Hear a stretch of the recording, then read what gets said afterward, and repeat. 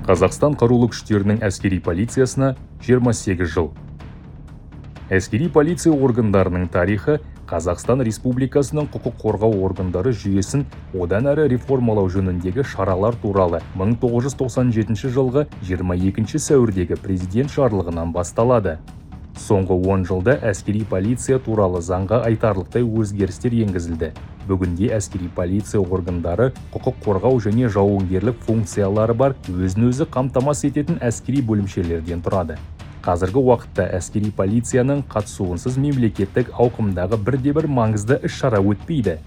Шанхай ынтымақтастық ұйымының, ұжымдық қауіпсіздік туралы шарт ұйымының саммиттерінде, сондай-ақ басқа да халықаралық форумдарда әскери полиция қызметкерлері мемлекеттік күзет қызметімен және ішкі істер министрлігімен бірлесе отырып қауіпсіздікті қамтамасыз ету тапсырмаларын орындады.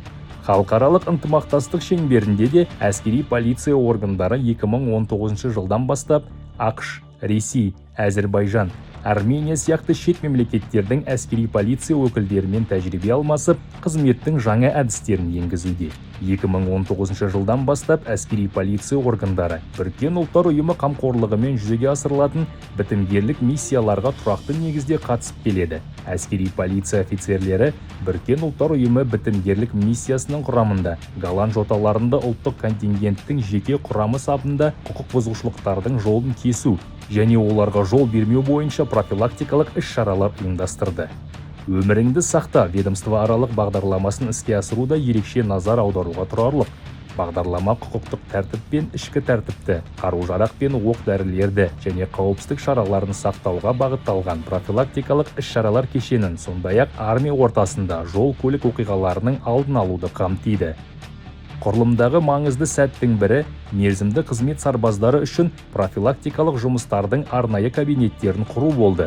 Онда әскери полицияның әскери қызметшілері тәулік бойы әскери бөлімдердің өкілдерімен өзара іс-қимыл жасай отырып қызмет атқарады.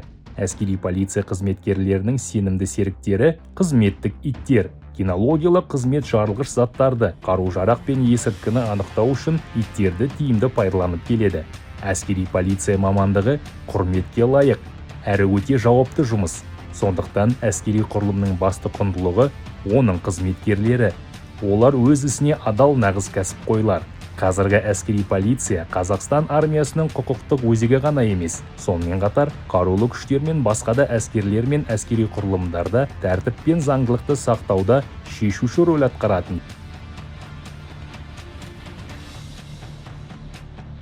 Әскери полиция органдары 28 жыл ішінде әскери бөлімдер мен мекемелердің қолбасшылығымен қатаң жарғылық тәртіпті сақтай отырып, жүргізілген мақсатты бірлескен жұмыс арқылы әскери қызметтің қауіпсіздігін атқаруда айтарлықтай жетістіктерге жетті. Бұл ретте жеке құрамға олардың құқықтары мен міндеттерін түсіндіру, сондай-ақ қолбасшылық қойған міндеттер мен бұйрықтарды тиісті бақылау мен сүйемелдеу өзара іс-қимылдың ажырамас бөлігі болып табылады. Жинақталған тәжірибе Қорғаныс министрлігінің жоғары тұрған басшылығы атынан лайықты атап өтілуде. Әскери полиция органдарына Біріккен ұлттар ұйымының аясында өтетін бітімгерлік миссияларға қатысуға мүмкіндік берілді. Жыл сайын әскери полигондарда өтетін оқу-жаттығуларда қауіпсіздікті, құқықтық тәртіпті қамтамасыз етуде. Әскери тәртіпті бақылауда ерекше рөлі атап өтіледі. Қазақстан армиясындағы әскери полиция органдары 28 жыл бұрын пайда болды.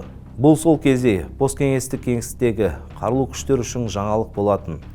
Бүгінгі таңда әскери полиция елдің қорғаныс және қауіпсіздік жүйесінің ажырамас бөлігі болып табылады. Қарулы күштерінде тәртіп пен заңдылықты сақтаушы ретінде рөлін атқаруда.